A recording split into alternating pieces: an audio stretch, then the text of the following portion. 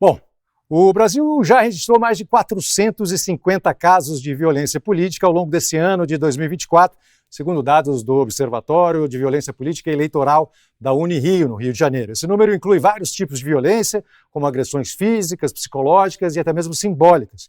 Desse total, 94 foram casos de violência física que resultaram em 15 óbitos. Somente no período entre 1º de julho e 16 de setembro, foram registrados 173 casos de violência contra candidatos. Para tentar entender a dinâmica e o impacto da violência na democracia, a gente está aqui no estúdio com Maria De Carli, ela que é mestre em Ciências Políticas. Maria, muito obrigado pela sua presença aqui nos estúdios do Terra Agora. Olha, é um prazer estar aqui hoje com você. Eu sou sua fã, preciso te falar isso antes de começarmos. Eu assisti a você na MTV, então é uma honra estar aqui hoje com vocês. Ah, que bom, fico muito feliz. Obrigada. Muito obrigado por dividir esse carinho comigo. A gente sempre fica muito feliz de poder, enfim, receber isso e de poder inspirar também coisas bacanas. Pois é, né? Uma geração aí. Uma geração. E olha só, ela me assistia quando era criança e agora ela está aqui como especialista falando sobre a violência política. Infelizmente o assunto é difícil, mas é muito importante a gente enfrentar, porque do jeito que está, não dá para seguir. Bom, vamos lá. Os números de violência política cresceram substancialmente ao longo do ano e são maiores do que os registrados nas eleições anteriores, de 2022 e 2020. O que explica, Maria, o aumento desse tipo de violência aqui no país? Eu acho que, primeiramente, o que explica é o contexto atual que a gente vive, né? A gente vive atualmente num contexto de extrema polarização, que a intolerância só tende a crescer nesse cenário. A gente vê aí com a disseminação das redes sociais, ela permitiu que mais pessoas tivessem vozes, né, que eu chamo de eleitor digital. Esse eleitor digital, ele cresce, ele dá a sua opinião, ele tem a sua bolha, que dá o seu viés de confirmação, e aí você fica lá naquela retroatividade, onde você tem a sua afirmação do que você pensa e está correto. E quem pensa diferente deu muito ruim, porque a intolerância cresce também. Você tá lá inflamando, aí uma pessoa pensa diferente, ou dá uma posição que nem muitas vezes é do acordo, e isso aumenta. Então, você já tem a sociedade nesse tom inflamado.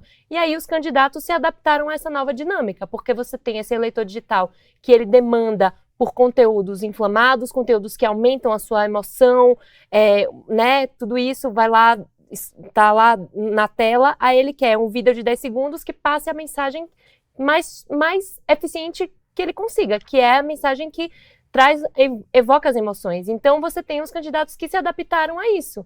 E aí você tem um cenário retroativo e extremamente inflamado que só tende a se agravar. Meu Deus do céu. A gente está chegando na reta final do primeiro turno, Sim. quando os candidatos acabam ficando mais expostos à violência, porque tem o corpo a corpo de rua, que é muito importante ali, né?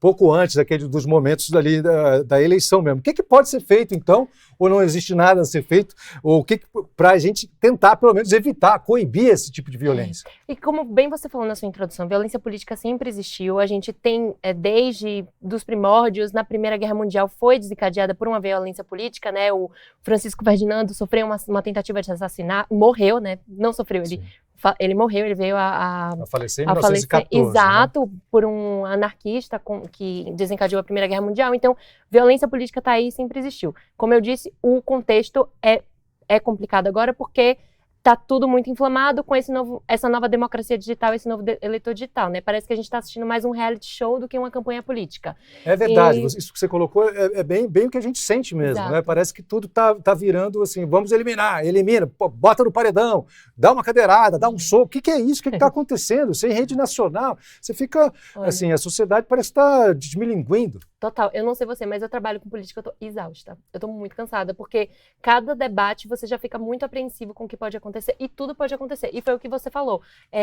Como é que a gente pode, né, trazer isso à tona, prevenir que a violência política se alastre? Eu acredito que é um papel muito importante aí da sociedade como um todo, legislativo, judiciário, executivo, que possam atuar e criar leis, né, porque é através da legislação que a gente consegue mudar, né, algumas coisas que possam prevenir. Por exemplo, hoje a gente estava tendo um debate e a lei de ficha limpa não prevê a questão de cassação quando é violência política. A gente viu um candidato, não teve a candidatura cassada, viu um candidato que jogou uma cadeira em outro, né? Quer dizer, um ato extremamente violento e complicado, né? Sem defender nenhum tipo de viés aqui político, apenas trazendo um ponto técnico.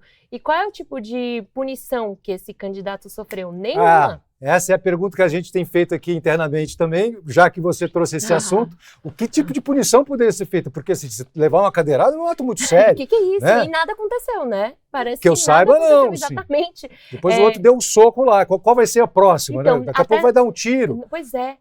Até estava vendo sobre isso do soco da última... O assessor do Pablo Marçal deu Exato, um soco no marqueteiro do da Lima, né? O marqueteiro do Ricardo Nunes. Ricardo Nunes. Teve até um deslocamento de retina, o do da Lima. Jura? Juro.